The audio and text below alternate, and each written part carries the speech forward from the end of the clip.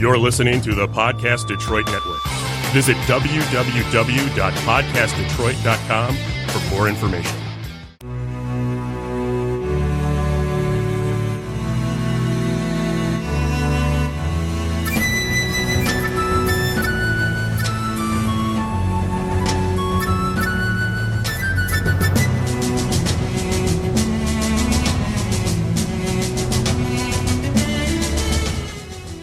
Hello friends, welcome to episode 7 of Storyteller Conclave. This is a show all about helping you run your best tabletop role-playing game that you can. Whether you're a new storyteller or a dungeon master looking to learn the craft, or an experienced storyteller looking to take your game to the next level. I am Sarah. And I'm Rob. We have some news updates real quick to get through since this show is going to be jam-packed. Our Patreon is live. Yay! You can easily support us on our show there. Storyteller Conclave is where you can find us on Patreon. There will be, I think there already is, links on our Twitter.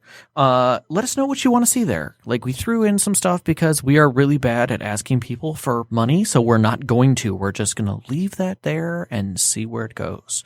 We also have our RSS feed up, and I mean, it is up, and it feels so nice to have that because we are live on iTunes. We are live on Google Music. We are now live on Spotify as just like 2 days ago.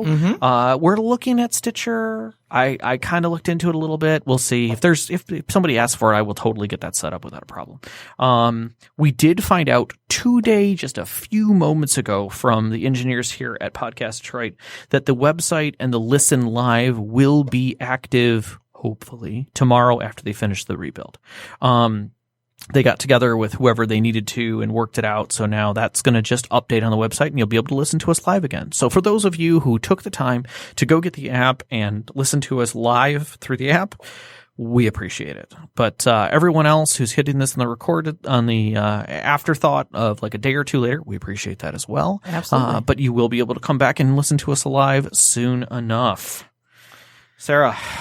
Rob. This topic kind of came at us sideways last week, and honestly, I'll have to say, I was kind of excited to talk about it, and then I completely forgot about it over the weekend. And I was like, what are we talking about? He messages me and he's like, okay, so I went to go put the show sheet together and I sketched out some ideas, but I kind of forgot like where we were going with this.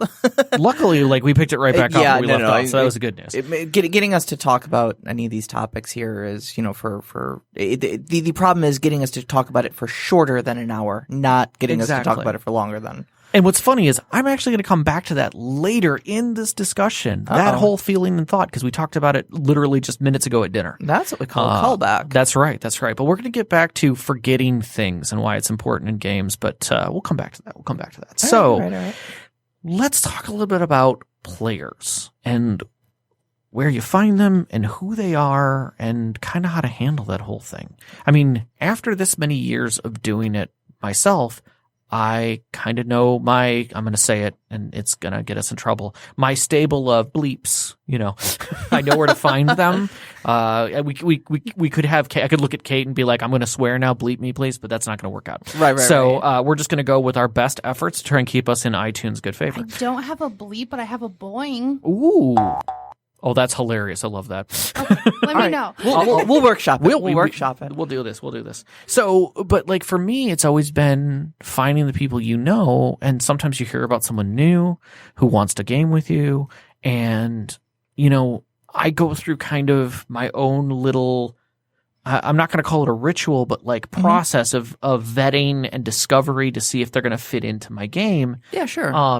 And I know there's some things for that, but there's a lot more than that now available. Like that opens the door. And obviously that's good for local games, but when you're dealing with, around the world, across the country, soon Mars as well. Right. By the way, I'm totally going to game with you on Mars, Rummel, when you get there. We will have a campaign. It'll happen. Oh, you bet. He's going to be running Shadowrun remote. 100%. Anyways.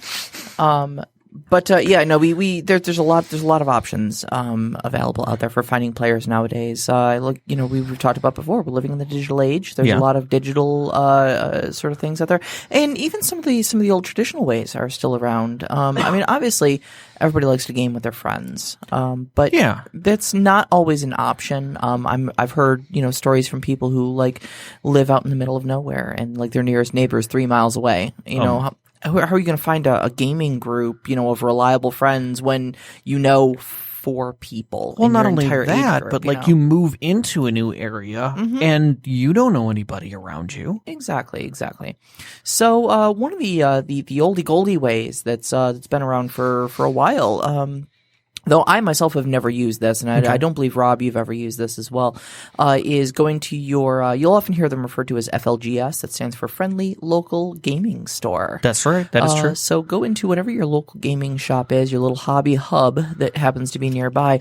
Oftentimes there will be some sort of a post board there, a bulletin board, where people can post advertisements for games that they may want to be getting together.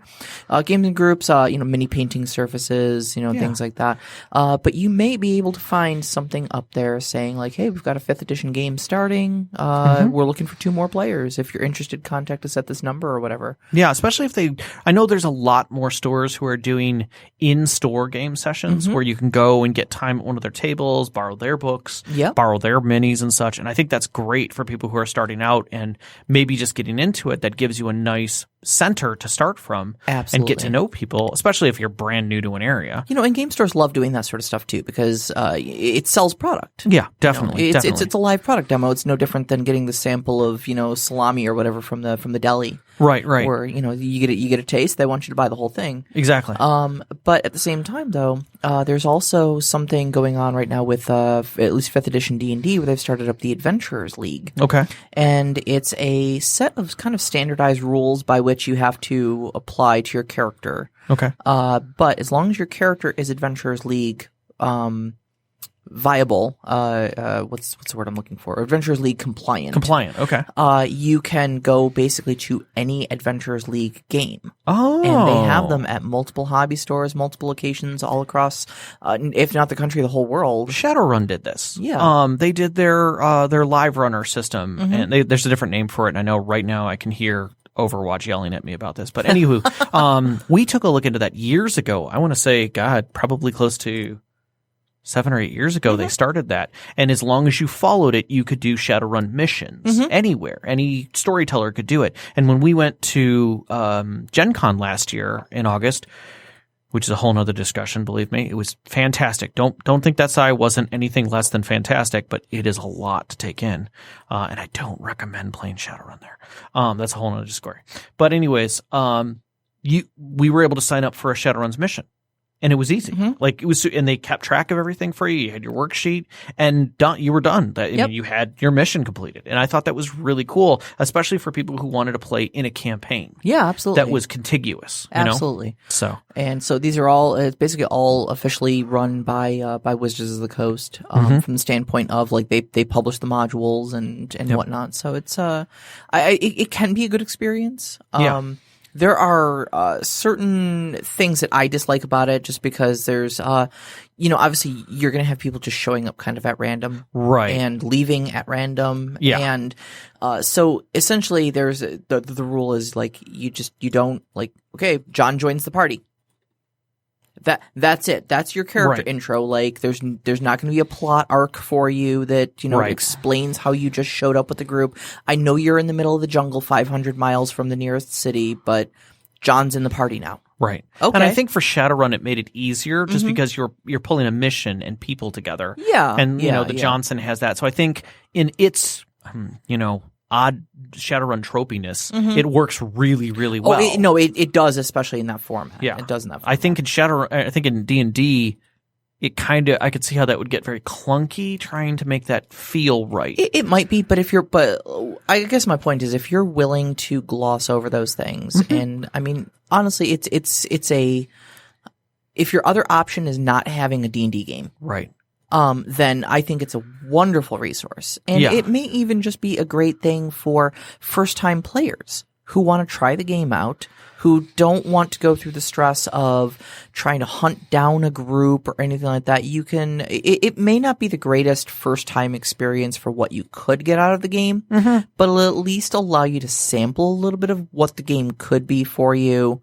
From just a standpoint of if you're not even sure about role playing in general. Okay, Sarah. Okay, Sarah. Okay. I follow you. Yeah. I would say that I would agree with that. I was actually, while you were talking about it, my brain was kind of going to the whole, like, when I first started playing first-person shooters of the new class, the survival almost, I'm using terrible terms here, but like you're talking about Ark. Let's just get that out of the way. No, actually, I'm not. I'm talking about games like Apex Legends and PUBG. And those types of games. Battle Royale. Yeah, Battle Royale. That's the kind of word I'm really looking for. Anyways, really getting into those games, you just kind of have to jump in and look for a group, or even Overwatch, because you don't know what you're going to get, but you got to get a feel for what it is anyways to see if you're interested. Yeah. But you can I would say pretty quickly pick up a group and find people you want to play with. And then at that point, you extract yourself from that process and bring yourself to cultivating your own group. Well, yeah, just like in online games, you've got your friends list. Yeah. And essentially that's all you're doing is you're just hopping into a random pug and, a pick up group for those of you not in the know. That's what pug stands for. Yep. Hopping into a random pickup group. And you find the one or two gems out of that. You put them on your friends list, and then next time you're looking to get a D&D game together, you say, "Hey, I played with played with Karen last time. Let's give her a call. She was a lot of fun." Exactly. So then, that brings us into cultivating, like figuring out once you've got some people and you've got some friends, maybe? Well, there's one other option we haven't talked about. Oh, no. Okay, and we're going full online here because we've mentioned things like right. Roll20 before. That's true. Okay,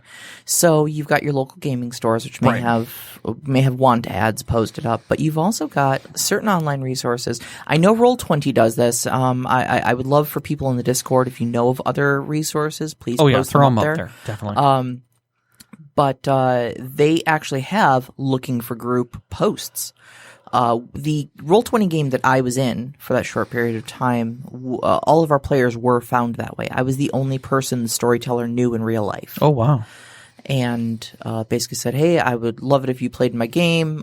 We're just looking for other players to round it out." And slowly but surely, someone from like British Columbia and someone from England and someone from like Florida popped into the game, and we had our group. Was it a Florida man? It was unfortunately not a Florida man. Oh, wow. That definitely makes it easier for that trope. No. This person had a trope, but we'll discuss what type of player they were later, because I know exactly which one they are on our list. All right. Well, that's going to be a long thing, so I think we should move a little ahead. So, okay, so there are multiple avenues, anyways, right, for finding a group, all the way from online to local gaming stores to just picking up out of your friends. Yes, definitely. So when you have people that you either play with or story tell, we're completely mesmerized by Kate. We have no idea what she's doing over there. She's looking very sneaky. Oh, she's got chips with like a bag of Doritos, and she's smirking. I'm trying to eat like the world's quietest bag of chips over here. It is not working. Leave me alone. We appreciate it, Kate. You're fine. So you're fine. Sorry. No, you're fine. You're fine. You're just totally eating up our time. No, it's fine. But what I was going to say was that when we naturally start doing this, like the first thing that always goes to me is friends.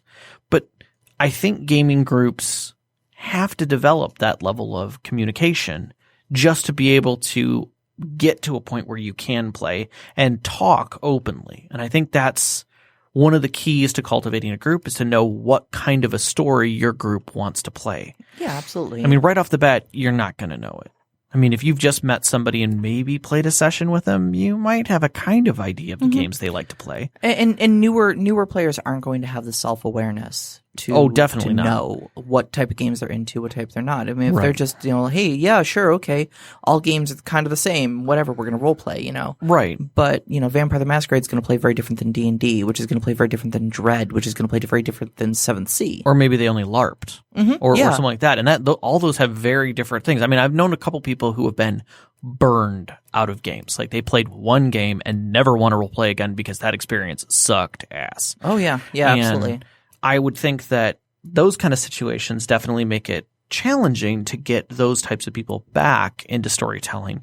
But I think at the same regard, it sets people a certain expectation. Like, hey, the last time I played D&D, I've been playing D&D for 4 years. Oh, really? What do you do? Well, I've got this dungeon master, and they've been running us through all these modules. It's been great. And he had his own little campaign, and we did all this stuff. Great. Yet he comes to your table and you find out all he's ever done was dungeon runs, and basically is a combat monster, because that's all they did. And he has no idea what role playing is. He's been playing Diablo, the dice and pen edition. Yeah, exactly. When does the loot drop? My character does not talk; he grunts as he moves through combat and makes funny things happen with dice. I legit had a player look the big bad in the eyes when he tried to monologue. Oh, and go, wait, are you really talking? Like, in character, yeah. Looked the big bad in the eye. His character looked the big bad in the eye. I was like, are we really doing this? You really want to talk about it? Like, you're not just going to try to kill us? Like, let me sit down for a second. Let's have a conversation. And then that put me on the spot. I had to come up with this great line about how, I want to let the fear simmer, and it makes your bones tastier when I finally feast upon you, or something like that. But then he was like, okay, this is more what I'm used to. All right, okay. All right, now that we come down to side, like, yeah. It's finding what your players want. And I think one of the hardest things as a storyteller is talking to your players and being understanding of their needs. Yeah, sure, absolutely. Because they may not know right off the bat, and they may discover during your story that maybe this isn't the kind of game they want to play, or maybe not the way they want to play it. Like, you could start a dungeon run and they're like, why aren't we talking more? Right. Or worse yet, you run a big social game that's like, Game of Thrones, and they're like, why are we dealing with this much intrigue? Mm-hmm. And you're like, well, we kind of talked about that. When do we get to kill things? Exactly. And then you've got to shift let's gears. hope it doesn't get to that. What do you mean, let's hope it doesn't get to that? I signed up for combat. Exactly. And I think you'll definitely have to feel out your players a little bit more, but I think the key to most good cultivating of groups, at least for me, is that level of friendship, that level of communication that you have with them. Whether it's only when you have sessions, like you may not see this person any other time, but you know them, you know who they are, you can call them for games and stuff like that. Maybe a bit more than that, but really that's your place where you guys connect. But when you're at that table, you're all friends. Yeah. You're all on the same page. You're all in that common goal of trying to have fun together. And I think that's probably the biggest point, aside from just constant communication, which is just a good life skill in general, let alone for gaming. But is the assumption that we are all there to collaborate and to make the best experience for everyone. Yeah. And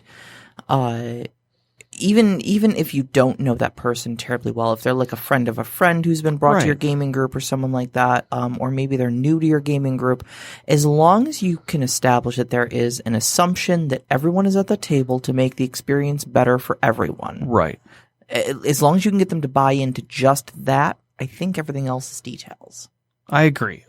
And maybe it's just me, but I kind of use that one connection. Like, hey, I've got a friend, that I'd like to bring to the table. Okay, well, you're one of my players.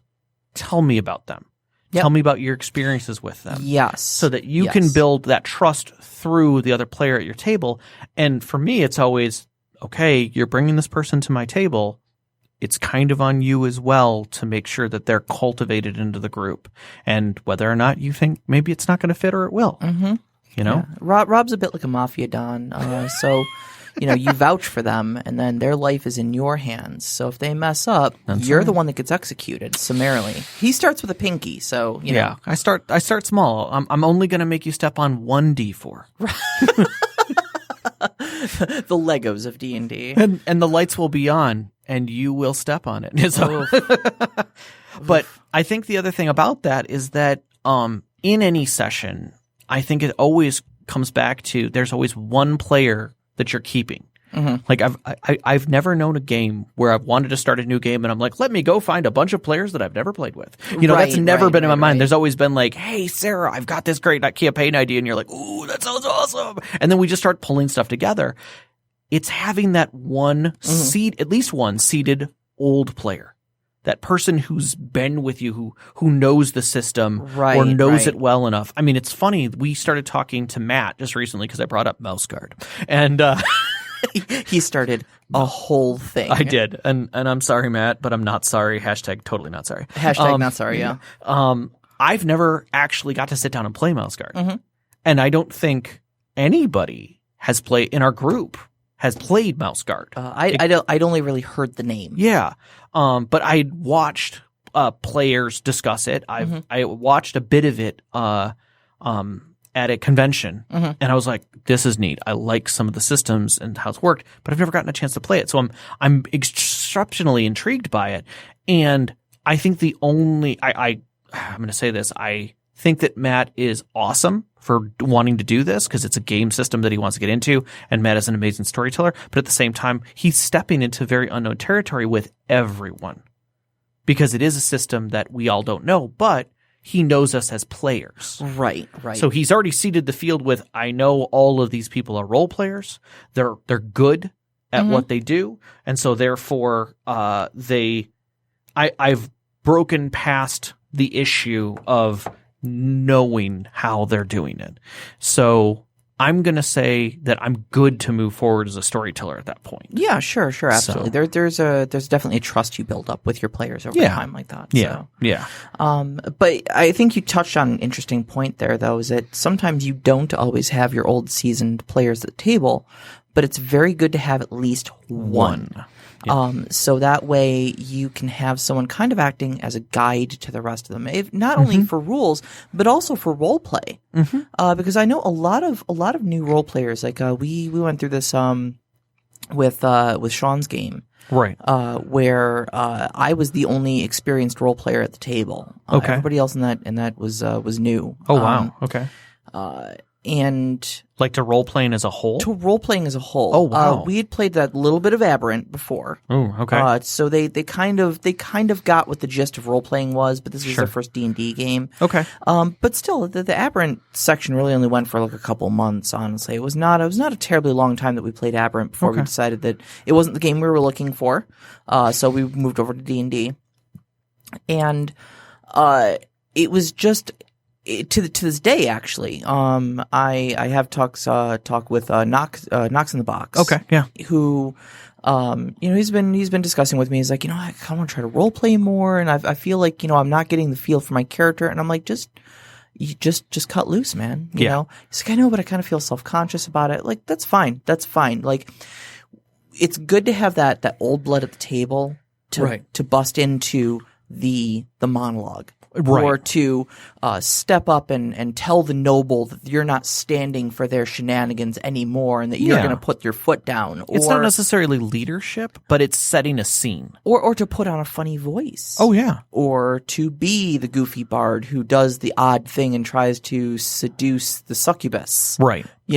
Oh, fine, you rolled seduction, I'm going to roll it right back at you. Yep. You know, and you'll have new players sitting at the table going, I didn't know you could do that. Right. I didn't know that was an option. Yeah. But when they see the old blood who knows that these are all things that you can do, step up and do it. Now suddenly they're going to be a little more daring. Right. If they're thinking about putting on a voice for their character, the moment they hear you, the moment they hear you talking like this, they're going to be like, oh, well, they're talking like that. Now it's not weird for me. Right. Right. Now I can also do an accent. Okay, great. Right. Good. Yes. Try something. Try anything. And even if it doesn't work out, whatever, at least you're trying to get into the scene, Yeah. It definitely helps you break out of your own personal shell. Yeah. And become something new. Absolutely. Role play. Absolutely. So let's talk about the 700-pound gorilla in the room for about 10 minutes here. I went back and did some digging because I remembered somewhere in the annals of my notes and things like that there were types, that somebody had defined types. And I actually found the D&D 4th edition list. I want to just put it on public record right here on our recording that I adore you for finding both of these lists. Yeah. And the second list is one that, while I was finding the first one, I stumbled across because I remembered it. So the first list is just a list of types that 4th edition, I think it was also in the 4.5 book. I want to say the Player's Handbook had it. Because that book had a ridiculous amount of stuff, including that stupid CD in the back that was pretty awesome. But they had types. Are you talking about 4 or are you talking about 3? I'm talking, 3.5 had the CD. I think 4 did not have a CD. Was there a 4.5? I didn't even know there was a 4.5. There was. Oh. Yeah. That's how away from D&D I went when 4th came out. But I digress. Crazy errata. I'm sorry. Anywho, I skipped over it pretty much, but Right on. I remembered this stuff and I pulled it up and I was like, oh my gosh. So they came up with these. Now, I'm going to read through them all and then we're going to roll back. Now, I'm going to put this disclaimer out there. The events that we will describe are real, but the names have been changed to protect the innocent or not so innocent. And we know who you are.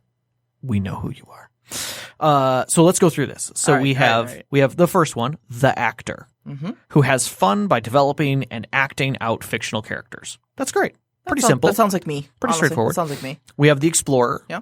Who has fun by immersing in a large and detailed fictional world. Runs through every corridor, meets every person kind of thing. These are the type of players who, when you introduce an NPC, will immediately ask you what their name is.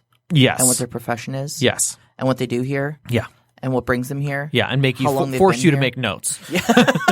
You have the instigator, who has fun by making something happen, regardless if it would be logical or in character. For those of you who watch the obligatory Critical Role mention of the episode, for Travis Willingham is the instigator of that group. All right. He is there's a red button on the wall. I push it. but you can't just it's already pushed. 10-foot pole. What happened? What happened? You have the power gamer, who's also known as the min-maxer, who's literally going to make their character as powerful within that direction as humanly possible. Yep. We've all done it at some point or another, out of either necessity or just because it's who we are. Yeah. We all like to feel powerful. I mean, it sounds power gamer. It's got actually a really bad connotation, It does. and it can be a bad thing, but it can also be quite all right. I mean, we all like to feel powerful. Yeah. And so, making your character exceptionally good at something, even if it's just one thing, it might make your character one-dimensional, but when that situation comes up, you are the absolute master of that thing, and you're going to have your moment to shine in the limelight. So. Yep. You got your consummate slayer, who has fun by killing things in combat encounters. There's nothing wrong with that. Some people just need that. I've devolved myself, and I say that in not a negative way, but in the role playing sense, to just be like, I'm just going to sit back and enjoy this game, and when the things come out, I'm going to murder them. That was my character in your first D&D game, Aww. or my first character in your D&D game. Yeah. Your character became way more actory. I'm just going to put that out there. Okay, fair enough. You have the storyteller, who has fun in the game session and to tell continuous and engaging story. This is somebody who constantly brings back their backstory again and again and again. Again, not a bad thing, but it does happen, that character. And the watcher, who really doesn't care about the game, but just enjoys hanging with their friends. You skipped one. Oh, did I? Oh, the thinker. Yes. Who likes solving all the challenges and being strategic and planning, which I fall into a little too often. So I'm just going to say that. I mean, the good news is you're thinking about things. That means you're engaged with the story. You're thinking about the bigger plot at hand and whatnot. It is true. And you understand that your character's actions have an effect on the world around you. Sometimes I want them to have more, but I've... And sometimes those effects go on for an hour and a half. Yeah, I know. Between Rosencrantz and Guildenstern. Oh, jeez. Yes, we will never discuss that on air. Okay. Then I found this other list. Now, I think the second list is way more complete and I think more fun to talk about. And we can definitely find people in this without a doubt. Yeah. But we're going to have to cut to the skinny on a lot of these, I think. Just because otherwise we're never going to get to the questions, which are really good. I think some of the questions are really good this week. Yeah, the questions are great. So, Aaron Alston of Champions. Have you played Champions? I Do you remember have not Champions? played Champions. You know Champions. I mean, I know of it. Yeah. When they did Strike Force, which I think was effectively like DLC for it. Okay. He had actually come up with these 11. I think he put them into their errata. Okay. And I remembered glancing at these and thinking, God, that's kind of tropey and like you're trying to pigeonhole. But at the same time, I looked at them like so much of this is true. Yeah, like I it's tropey, but I know half of these people. I know all of these people. I've met every single one of these people. And honestly, I'm going to say this. They are set in such a nice light that it's different. And that's what I like about this. These are almost done in a positive manner. Sure. So you have the builder who wants to have an impact on the world. I have seen people who've played that character in certain games who are not that in others. Who just, they go in and they have it in their mind that they're going to make an impact on this world. They're going to become a prince or they're going to become a paladin and change this whole area. And I love watching that kind of stuff. And I've seen that those literally both of those scenarios are real scenarios that I've watched. There's someone in my game who is this. Yep. You know who I'm talking about. I do. We have the buddy He comes to the game to be with his friends, and while he's having fun, he's not really deeply involved in the game. We have someone who believes they are that in the current game that we're playing. I don't believe that is true. His character has a much deeper impact than he thinks. Absolutely. But that was his intent. He literally came to the game and said, sure, I'll play that, and I have no problem, and has just kind of been enjoying himself. And hey, whatever, I'm hanging out with friends playing D&D. I don't really care. No, it's fine. That's great. But Care, and you're going to get plot whether you like it or not. Exactly. Plot. It comes with a side of plot. Yeah. You know, I'm sorry, you're in the house of plots. Whatever you order is going to come with a side of plot. It's the coleslaw of D&D. Yeah. Or like the international house of plots. Yeah. Oh, did you order the Cherries Jubilee? It comes with a side of plots. So then you have the combat monster who wants combat, pure and simple. It's fun to be wrapped his hand around beating the crap out of bad guys. I've known these people. These people have sometimes lifetimes in D&D where that's all they do. Yep. And they're good at it. And I don't think it makes them a negative. I think any of these can be a negative, and I'm going to kind of close that in our closing, but we'll keep going. Sure. The copier. This person is interested in recreating characters from other media in this. Now, flat out, you all heard it here on the show when we had Chris on. Chris does this. Like, in one of my games, he literally made Paul Muad'Dib from Dune as a Castilian character in one of my 7th games. Yep, and I didn't know it until he was literally done describing his character and getting everything out. He's like, by the way, I'm Paul Muad'Dib. I'm like, you son of a... Because he sneaks it in. If you're going to be Batman everywhere and all the time. You know? Doesn't matter what genre you're in. Be Batman. Is it Pablo? Yeah, it's Pablo. Okay. Pablo Raton, the rat. Or the mouse-shaped shadow in the moon. Yeah, all right, we're going to step away from Dune now. The genre friend. Okay, he wants to model everything after genre elements and is disappointed when the GM veers away from the usual genre tropes. Yeah, okay, I can see it. You know, this is perhaps the person who wants to make the knight in shining armor that saves the princess. Yep. And when there is no princess in the castle, then he's like, well, I kind of made this character be a knight in shining armor, and I feel a little cheated. Or they're the knight in shining armor who's doing justice, and then finds out that he's working for somebody who's unjust. Right. You know, you're the right hand of unjust, and you just figured it out. Yeah. Well, actually, we're going to talk about that in another thing. Well, I'm going to bring that back around at the end. I'm going to bring that back around. We'll bring it back. We'll bring it back around. Okay, Rob. Okay, Thanks. Rob. Thanks. The Mad Slasher. He kills everything that moves, no matter whether it was needed or not. A little bit like the combat monster, only a little more off the leash. I think it's the I'm going to backstab that guy. What? Why? I'm going to backstab that guy. I see that more as the I try to haggle with the shopkeeper. Oh, okay, the shopkeeper isn't having it. All right, well then I'm just going to kill him and take it. Yeah. You're just going to commit murder because he wouldn't shave 20 gold off of the price. Yep. Yeah. Okay. Yeah. We're doing this. Yeah. I think it's the mad blanker because it could be a thief who just automatically steals from everyone. Yeah. Yeah. Yeah. I think the mad thief is probably the diet version of the mad slasher. Yeah. Because at least he doesn't leave a trail of corpses. But sometimes they do still. Sometimes they do. The mad thinker. This player seeks clever solutions to game problems. I've done that myself a number of times. Like, ooh, we got to get everybody out of this town. Let's poison the water. What? Let's just poison the water, dude. Okay, that escalated very quickly. Exactly. Like, can we just maybe say infiltrate or something? Right. But it's always, clever does not necessarily mean smart. Yeah. But it is definitely a clever way of getting things done. Problems require modern solutions. That's right. Or a giant axe in some cases.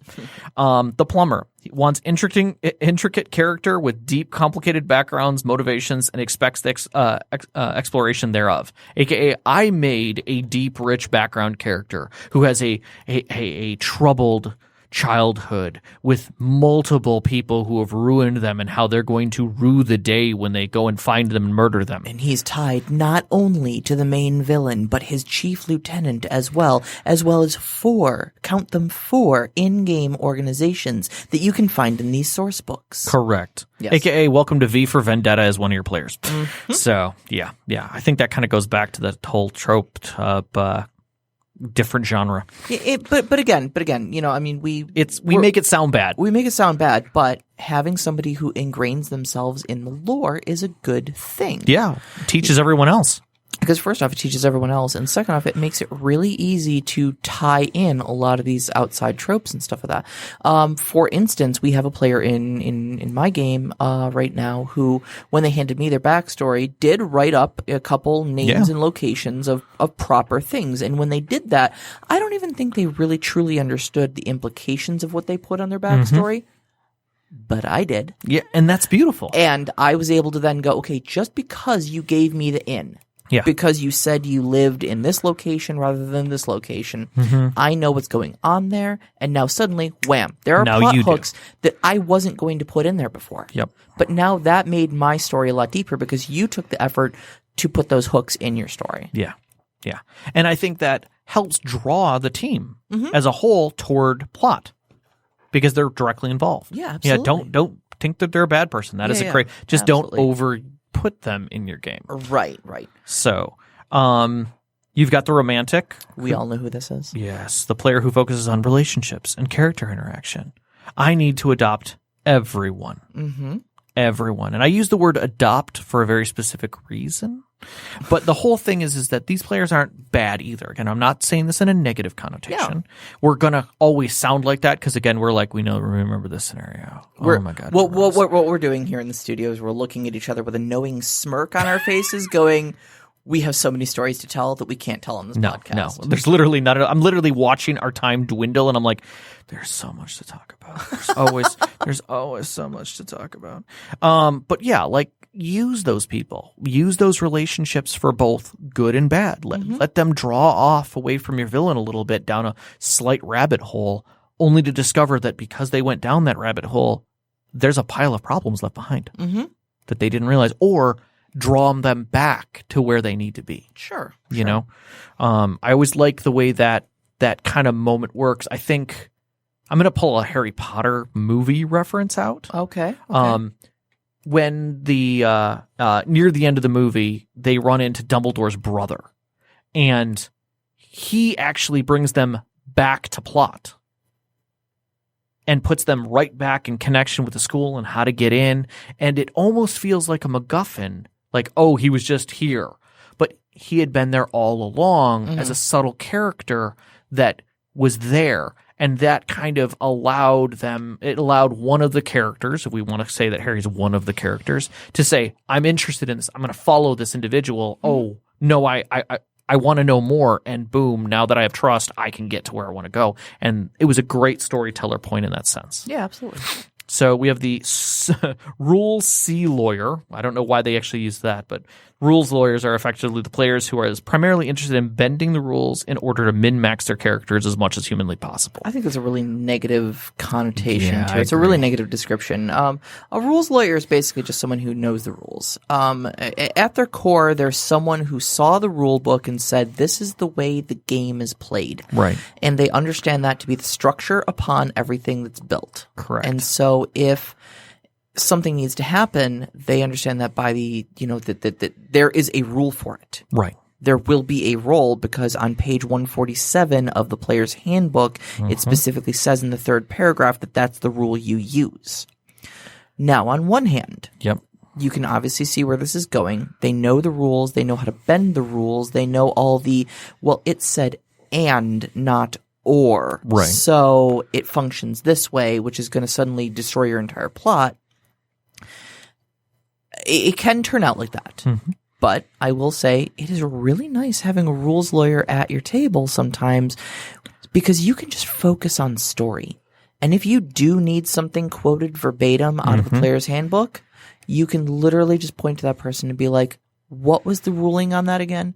Oh, it's a dexterity check. Thank you. Yep. And you just move right on. You just move right on. Yep. Utilize them. And it makes them feel important too, and it keeps them involved in the story as well. So, definitely your rules lawyer is probably, you're going to hear that word as a derogatory term a lot. It doesn't. It's not always a derogatory term. No. It can be. I think any of these could be. Yeah. And it really comes down to the people. Well, we got a few more to go through. It's a matter of extremism, honestly. I agree. Yeah. And intent. And intent, yes. Yeah. you got the show off, who's the person who is in the spotlight for their own character, usually at the expense of other characters. This is me. This one is me.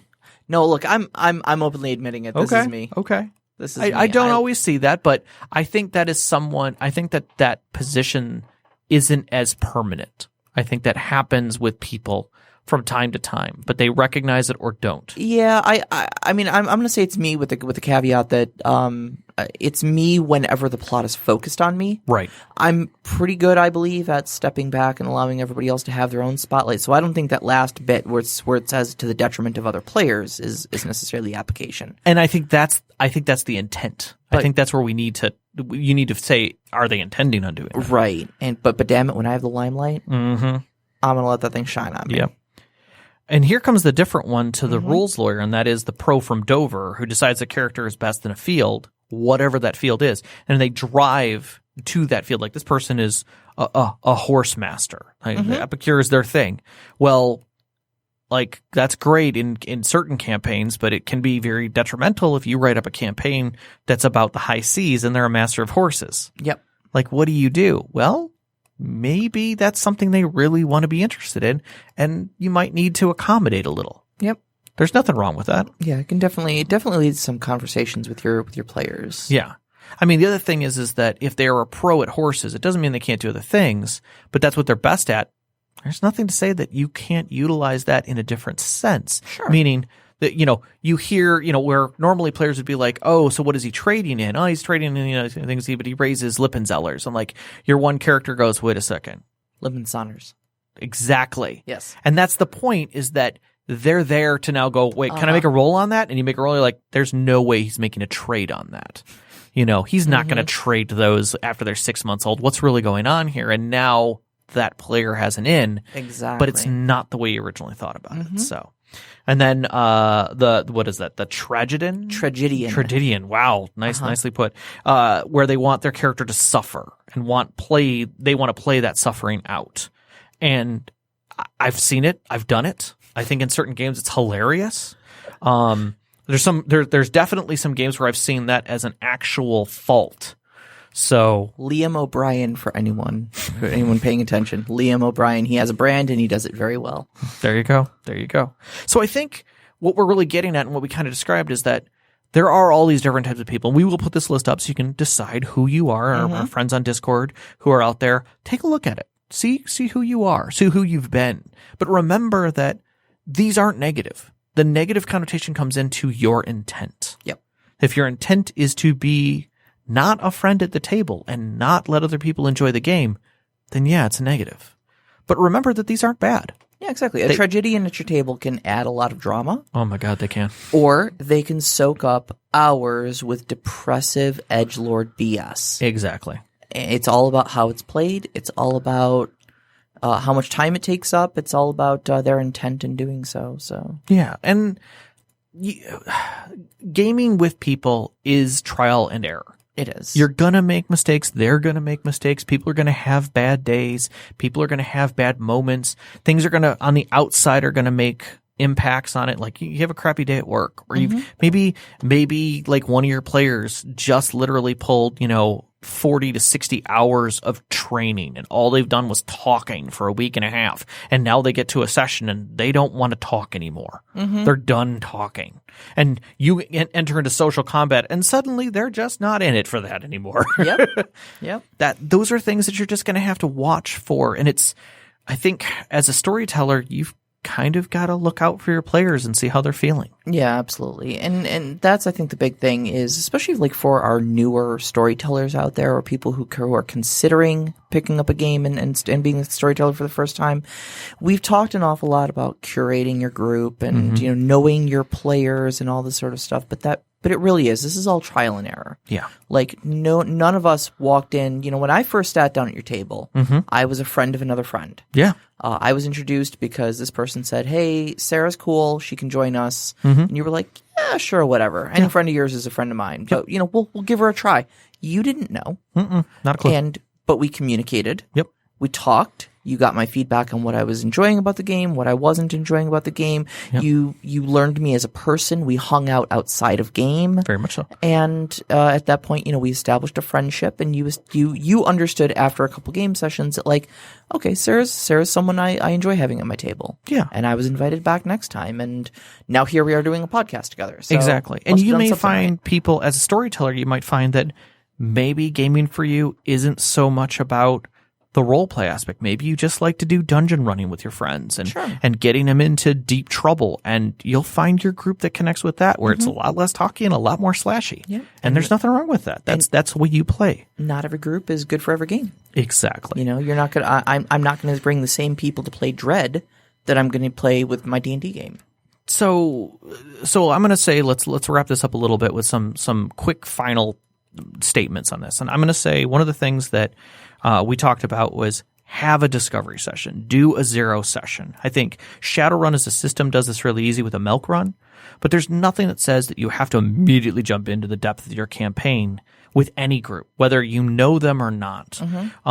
It's always nice to give them something where you can discover them. And as you had pointed out to me yesterday, where they can discover themselves, discover their own characters. Yep.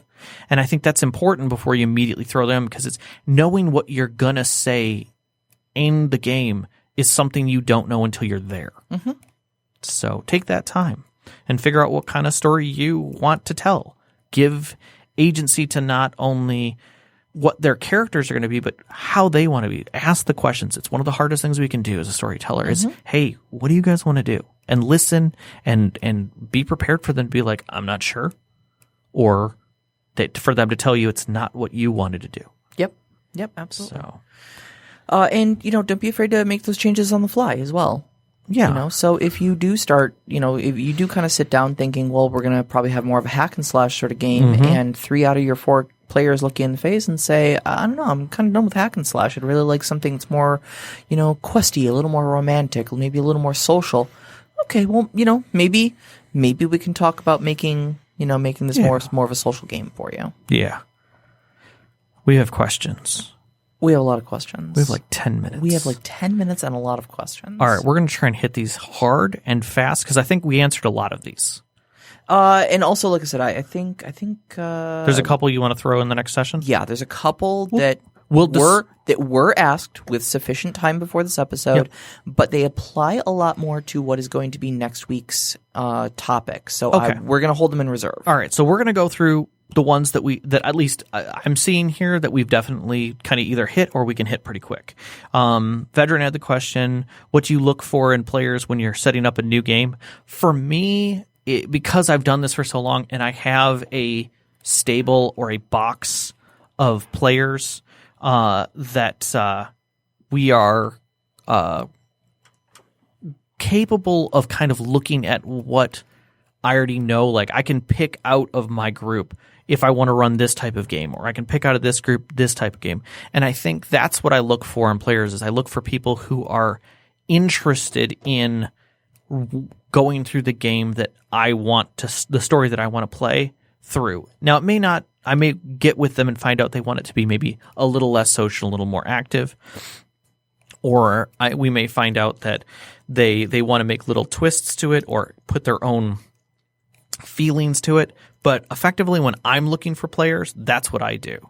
I try and make sure that they want to step into the world and the story type that I'm looking to go. And then beyond that, I think it's adjustment to what they want to play in their play style for that session. At least that's the way I look at it.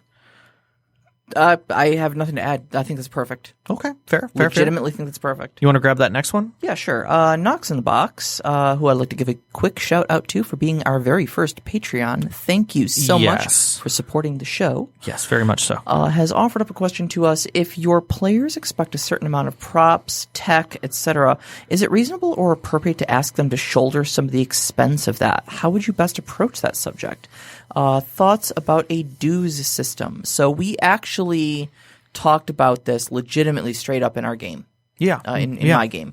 Because I found myself going out and buying new miniatures for various creatures. I was spending money at the craft store to try to build new terrain and whatnot that I really need to get around to doing.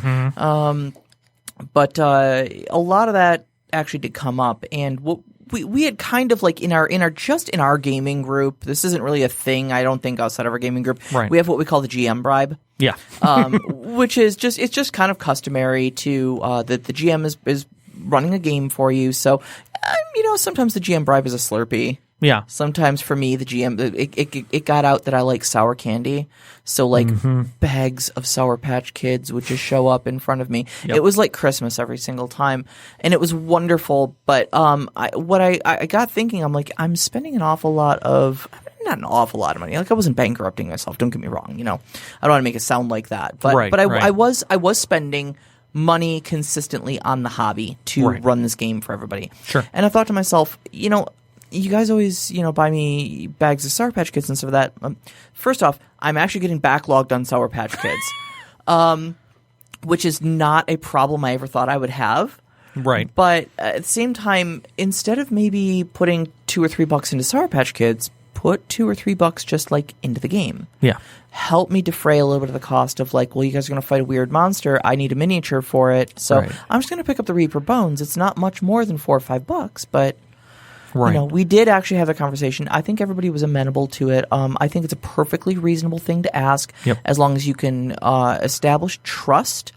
Money is changing hands, and that's always a very dicey thing that can cause lots of problems very quickly. And I think as a storyteller, one of the things you also have to recognize is if you're playing in someone else's area, like you're playing at somebody else's house, and that's a consistency that there's a burden there for that person as well, absolutely. And being understanding of that. I think it's more than just the typical costs and associations. Sometimes it's a matter of setup. Sometimes it's a matter of use of other people's things. And anytime you're doing that, it's being mindful as a group of player and storyteller of everyone's contributions. Right. And asking for it, I don't think is a problem at all, but I think it's how you ask for it. That's not a demand. Should be no assumption on anyone's parts. Sure, absolutely. Back to being friends. All right. Draven had a question. Draven had 3 questions. Yeah, we're going to start with the first one here, and we might get to the other 2. So player autonomy in terms of character creation. From create anything from any of the available source material to we need XYZ types of characters, so decide amongst yourselves who's going to play the type, to here are your pre-generated characters and backstories. That is a shit ton to unpack, Draven. That is... I am going to flat out tell you that I'm going to hit this for about 30 seconds, and then we're going to have a show that's going to talk about character creation. But... From a storytelling aspect, I have done all of those things. Yes. I have given people carte blanche to do whatever they wanted from multiple universes, in fact, to giving them, hey, I want this, I want that, I want to make sure that we have a nice, tight, built campaign because I have an idea for where you fit into it. Here's your pre-gens. I did a pre-gen game. And I would say out of all those, it really comes down to giving your players the ability to be a character. Not just giving someone a pre-gen gives them stats to a degree. And like one of the stories I did was the Children of Heroes, where literally I made half quality characters and said, okay, here's the rest of your points to fill out. Like I gave them room to fill out a few things and then told them, create your backstories based on what you see here. Yep.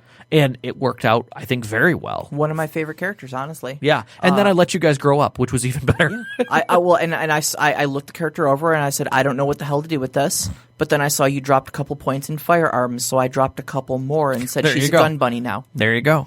And I think so then when you step to here's the types, I think when you start dealing with types and stuff like that, it helps them focus a little bit more. And I think that players who say, hey, I don't want to play that type, fine. Find somebody else in the game to swap it with before you get into that. And then the carte blanche is where you can get into a little bit of trouble as a storyteller, but I think it's less trouble and more when you're prepared to accept that. Open up that door. I don't think you should allow them to go through any of the source material right off the bat if you don't know it well enough. Don't ever put yourself in a position where you don't know what's coming at you. It takes a lot of player trust to do that. Yeah. But if you have that trust, by all means. Drop it like it's hot. I did that in a game too. So, All right. You want to take this next one? Yeah, sure. So Draven continues. He says, just curious to hear your thoughts on point buy versus rolled stats in systems that have the option. I don't know. I have an opinion on this. Rob's kind of shaking his head, shrugging his shoulders. I've gone both ways, so go for it. So I used to be a very rolled stats sort of person. Yeah. I grew up that way, and then I have been point buy ever since. I think it's easier. 5th edition D&D, I think, turned me on it. There's what they call the was it the standard set? Yeah, standard set. I think it's just the standard set. I think it's what it's called. But yeah, it's a 15, 14, 13, 12, 10, 8. Yes. So you have a couple high stats that aren't remarkably high, but they're good. Yep. You've got one low stat, you've got one average stat, and a gradation in between. Yep. So you have to have a dump stat. Yep. You know? But you do have that one thing, like if you're playing a rogue, you put your dex in 15 in your dex, so that you can be assured that that's going to be your best thing, you know? So I think for me, I always felt rolled stats was kind of BS. I mean, it makes for your opening of your character to either be exceptional or shitty. Yeah, exactly. And it's it the can very first really, thing you establish about your character. If literally in character creation you get disillusioned by playing the game, that's for a very shitty place to be. And I mean, there's an argument that it's more realistic because not everybody's great at everything. Some people lose the genetic lottery. So point buy gives you that same situation. You get to decide where you're shitty. Right. But also, we play games for escapism, not for representations of realism. So exactly. Let's leave the social Darwinism at the table and give me my 18 ducks. All right, Draven, you get another question just because you're awesome and you keep right. asking these. Always curious about how people handle wrapping up campaigns when you're going to be running another with the same group. How long before it ends do you start talking about it with them? All right, I'm going to treat this like it's a relationship. You should always tell your players that you're ready to move on. Don't just cut that relationship off and start cheating on them with another campaign. You know, you got to have an end to it. No, I'm going to be dead honest. I didn't know where you were going with that when you started talking, but then I was like, no, I'm kind of into that analogy, actually. I think it works. Communication is the key. People get very emotionally invested in games. Yeah. You're all there week after week or month after month, sitting at these tables, building these emotional bonds, telling these stories, getting attached to characters and plots and whatnot like that. And you can't just be like, oh, and the villain dies. Okay, who wants to run next game? Yeah, but the same thing I'm going to say. If you're a storyteller and you're getting bored of your game, you got to let your players know. Yeah. Don't just be like, guys, I can't do this anymore, or say that.